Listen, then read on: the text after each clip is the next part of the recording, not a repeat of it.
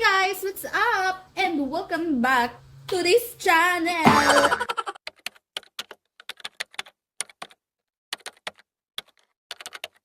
Oh my god, ang dami niyang energy. Alam niyo ba guys, it's Friday today. And hindi ako pumasok kasi masama yung pakiramdam ko. Pero ngayon, dami energy tayo. Actually, hindi talaga nakapasok kasi ang sama ng pakiramdam ko simula pa kagabi. And hindi talaga ako uma-absent pag may sakit ako kasi tagapagmana ako ng kumpanya.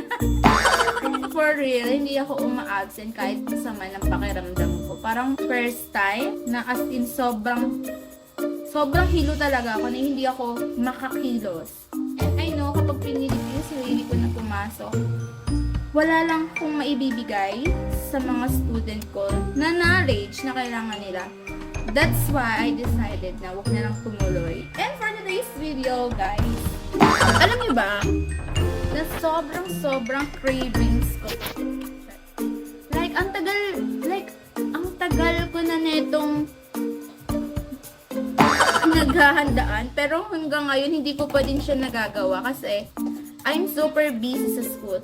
That's why ipapakita ko na siya sa inyo, ang star of this video.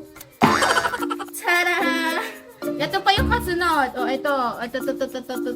Ano kayang hula nyo kapag kinonbine ko? Super gusto ko tong dessert na to. Lalo na kapag mainit siya, yung bagong luto lang. Okay guys, tama na ang chika. So let's start na. First ingredients natin is this SM Bonus Cornstarch. And next one natin is this Alaska All-Purpose Creamer. We also have our 2 pieces na evaporada. Is meron din tayong condensed. Isa lang ilalagay natin kasi we don't want it to be too sweet. Of course, last one is this prime na Encanto.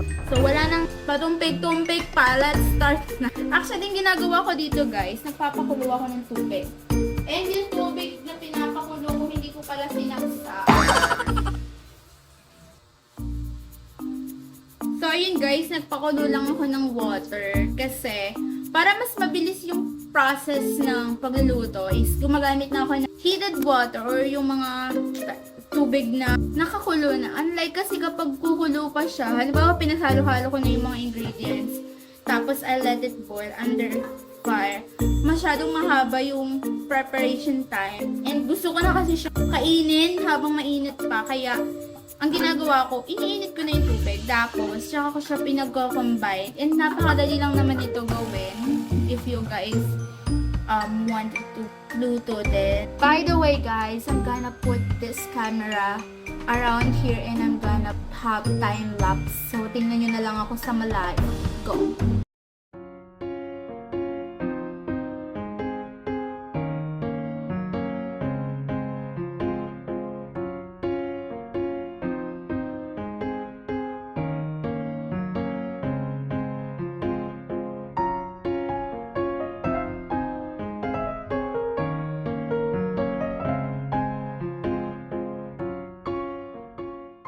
Hey guys, after like 10 minutes of continuously stirring this dessert, it's actually finished. Look at that.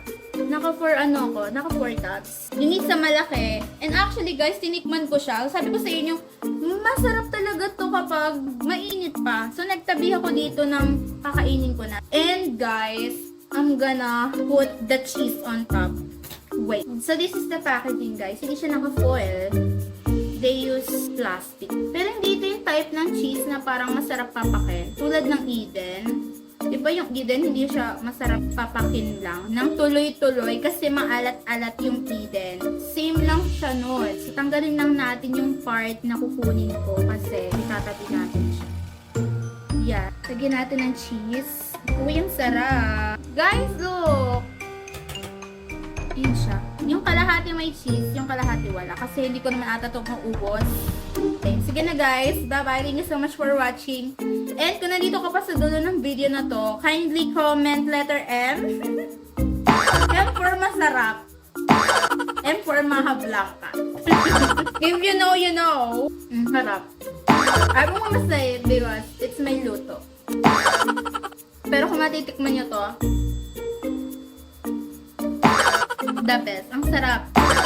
Ang sarap.